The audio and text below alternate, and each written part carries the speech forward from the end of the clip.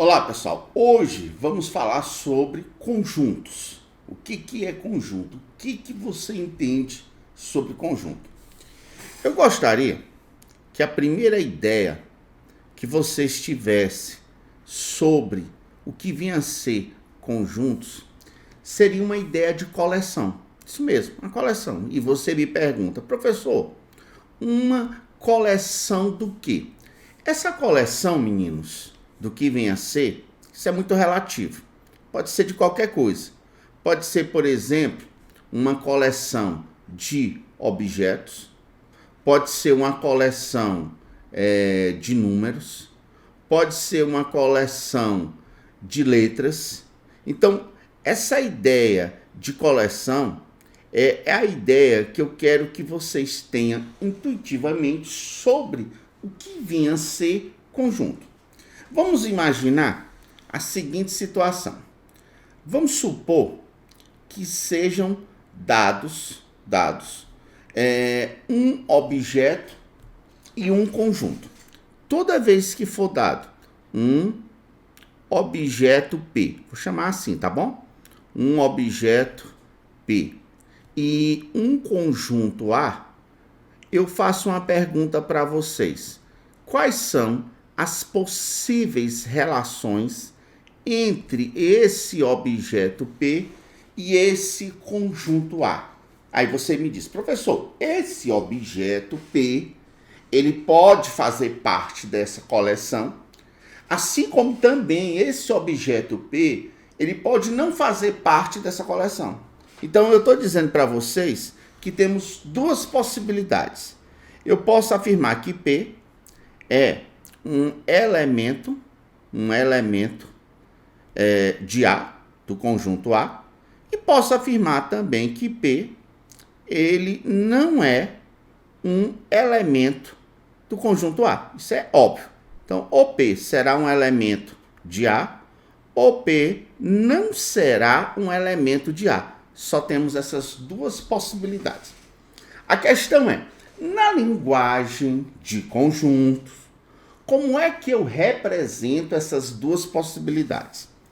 Essas duas possibilidades, na linguagem de conjunto, vamos representar da seguinte maneira. Eu posso dizer para vocês que P pertence ao conjunto A quando P for elemento de A. Então, eu estou dizendo para vocês que isso daqui que eu acabei de escrever, você vai ler de que forma? Que P, ele pertence ao conjunto A. Então, quando eu falar que P pertence ao conjunto A, eu estou dizendo que P é um elemento de A. Beleza. Caso P, professor, não seja um elemento do conjunto A, caso P não seja um elemento do conjunto A, você já vai utilizar essa outra simbologia que aqui está. Essa outra simbologia, você está dizendo para mim que P não pertence a A. Então, você vai ler isso aqui de qual maneira? P, vamos escrever isso, P não pertence a A. Então, quando eu tiver um objeto e um conjunto, eu tenho duas opções para esse objeto. Ou ele pertence ao conjunto, caso ele seja elemento do conjunto, ou ele não pertence ao conjunto, caso ele não seja elemento de um conjunto. Ok? Uma outra relação interessante que também podemos utilizar é uma relação, meninos, entre dois conjuntos. Vamos imaginar agora a seguinte situação. Vamos supor que sejam dados dois conjuntos. O que eu posso dizer de um conjunto em relação ao outro? É o que vamos chamar esse tema aqui de subconjuntos. Então, eu vou escrever da seguinte maneira. Olha como eu vou escrever.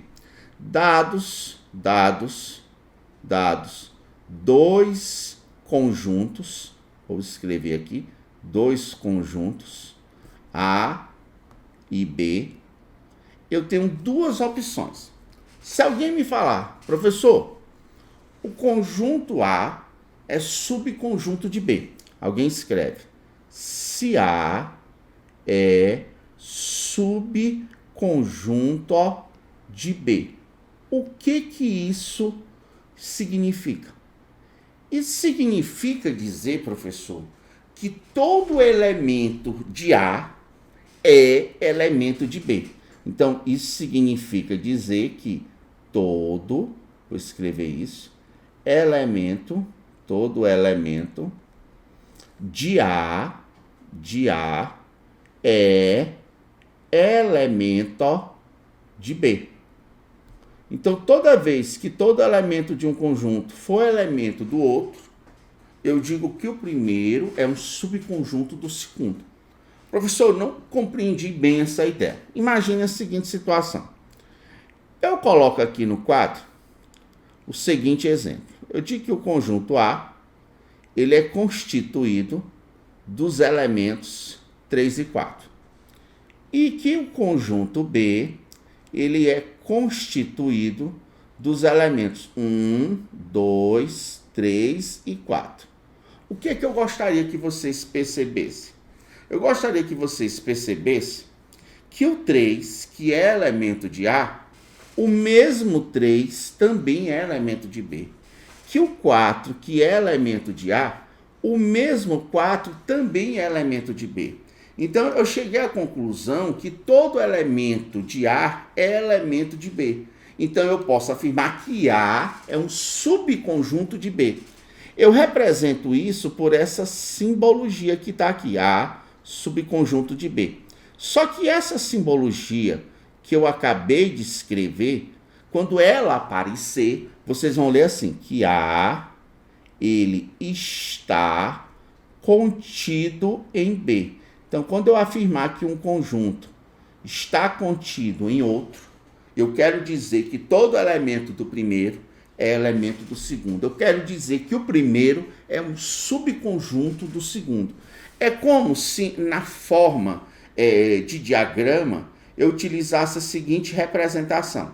Se esse primeiro diagrama que eu estou colocando aqui representa o conjunto A, esse segundo diagrama que eu estou colocando aqui, meninos, representa o conjunto B. Você percebe que o A está dentro do B, que A é o subconjunto do B, que A está contido em B. Então, todas essas frases, elas carregam o mesmo significado, que todo elemento de A é elemento de B, ok? Eu vou fazer uma observação para vocês. A observação que eu gostaria que vocês ficassem atentos a essa observação é a seguinte. Eu vou começar a fazer essa observação fazendo uma pergunta, que essa pergunta leve vocês a terem uma reflexão. A pergunta é a seguinte. Vamos supor que sejam dados dois conjuntos, uma hipótese. São dados dois conjuntos. Um é o conjunto A e o outro é o conjunto B. Tá aí. Agora vem a pergunta que eu quero que vocês reflitam. É possível o conjunto A pertencer a B? Ou seja, é possível o conjunto A ser um elemento de B, já que ele é conjunto? O que é que vocês acham? Será que isso é possível? Quem respondeu que é possível, acertou, está de parabéns. Como assim, professor? Como é que isso é possível? Pessoal, vamos supor que meu conjunto A seja o conjunto constituído dos elementos 3 e 4. Então, quais são os elementos de A? Um é o 3 e outro o 4. Então, quem é o conjunto A? O conjunto A, ele é um conjunto binário formado por dois elementos. Um, o 3 e o outro, o 4. Beleza. Vamos admitir que meu conjunto B seja constituído dos seguintes elementos. Preste bem atenção quais são os elementos que são elementos de B. Um é o 1, tá aí, o 1 é elemento de B. Outro elemento que B tem é o 2. Então, professor, o 2 é outro elemento de B. E o outro elemento de B é o conjunto binário formado dos elementos 3 e 4. Pessoal, cuidado com isso. Eu não estou dizendo que 3 e 4 são elementos de B, eu não disse isso. Eu disse que o conjunto binário formado pelos elementos 3 e 4, esse conjunto é um elemento de B. Então, por exemplo, se eu fosse fazer a listagem dos elementos de B, vou fazer até melhor, eu vou circular cada elemento de B. Vamos circular, vamos destacar. Um dos elementos é o 1, está aí. O outro elemento de B é o 2, está aí. E o outro elemento de B, meninos, é o conjunto binário formado pelos elementos 3 e 4. Então, se alguém me perguntasse, professor, quantos elementos tem B? Eu ia responder, 3 elementos.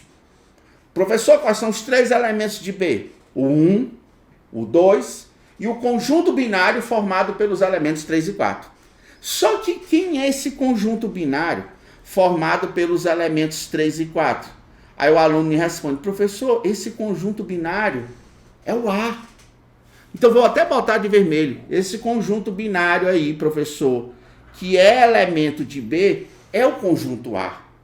Isso comprova que realmente um conjunto, ele pode ser elemento de outro conjunto. Por exemplo, se alguém me perguntasse, será que é possível? Olha bem, alguém me fizesse a seguinte pergunta. Será que está correto afirmar que o conjunto A está contido em B, professor? Aí eu digo, espera aí. Se um conjunto está contido em outro, isso significa dizer que todo elemento do primeiro tem que ser elemento do segundo. Então, os elementos de A são 3 e 4. 3 e 4 são elementos de B? De jeito nenhum.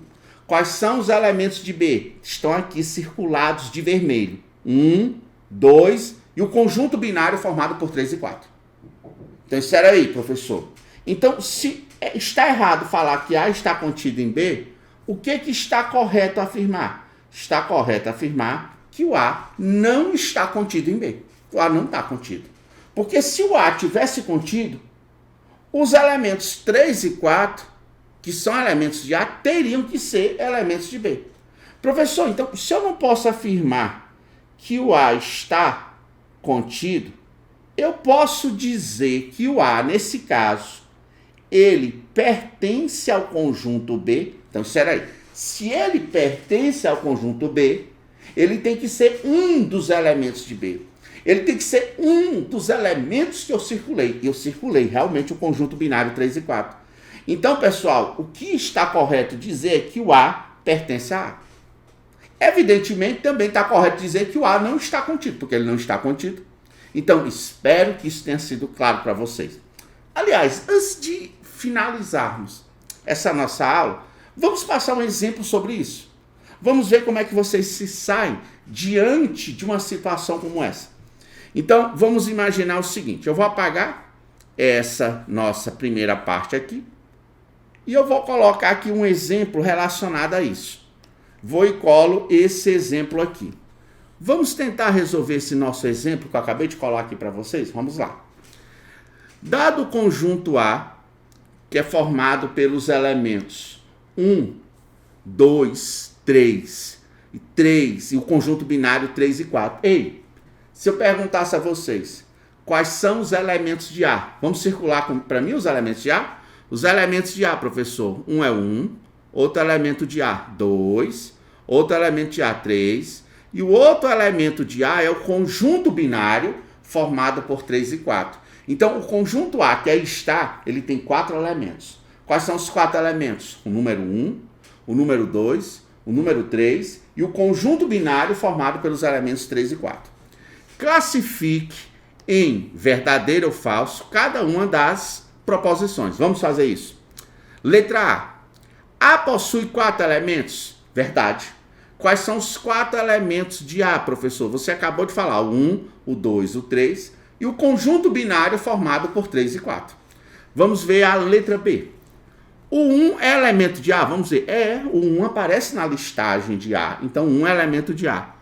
e 2 é elemento de A. O 2 também é elemento do A. Então, como tanto um é elemento do A, como o 2 também é elemento do A, essa afirmação também está verdadeira. Letra C. O conjunto formado pelos elementos 1 e 2 está contido em A? Me diz, quando é que um conjunto está contido em outro? Quando todo elemento dele é elemento do outro. O elemento desse conjunto que aqui está são o 1 e o 2. O 1 é elemento de A? É. O 2 é? É. Então, como todo elemento dele é elemento do A, eu posso afirmar que ele está contido? Com certeza. Então, o item C também é verdadeiro. Item D. O conjunto formado pelos elementos 3 e 4 está contido em A? Quando é que um conjunto está contido em outro? Quando todo elemento dele for elemento do outro. Os elementos desse primeiro conjunto são 3 e 4. E 3 e 4 não faz parte dos elementos de A. Porque os elementos de A, professor, são o 1, o 2, o 3 e o conjunto binário 3 e 4. É o aluno, professor, mas o 3 está. Eu digo, tudo bem. O 3 é elemento de A, mas o 4 é? Professor, o 4 não é. Então, para um conjunto estar contido em outro, todo elemento dele tem que ser elemento do outro. E eu percebo que existe um dos elementos que não é, que é o 4. Então, essa afirmação, ela está falsa. Item E. O conjunto formado pelo conjunto binário 3 e 4 está contido em A? Professor, quando é que um conjunto está contido em outro? Quando todo elemento dele é elemento do outro. Esse conjunto que aqui está, ele só tem um elemento. Qual é o único elemento que ele tem? É o conjunto binário 3 e 4. Esse conjunto binário 3 e 4 é elemento do A? Professor, estou vendo aqui. O conjunto binário 3 e 4, ele é sim elemento do A. Então, como todo elemento dele é elemento do A, então eu posso afirmar que ele está contido. Então, essa afirmação, ela é verdadeira. Então, espero que eu tenha sido claro e aguarde os nossos próximos vídeos. Até mais, pessoal!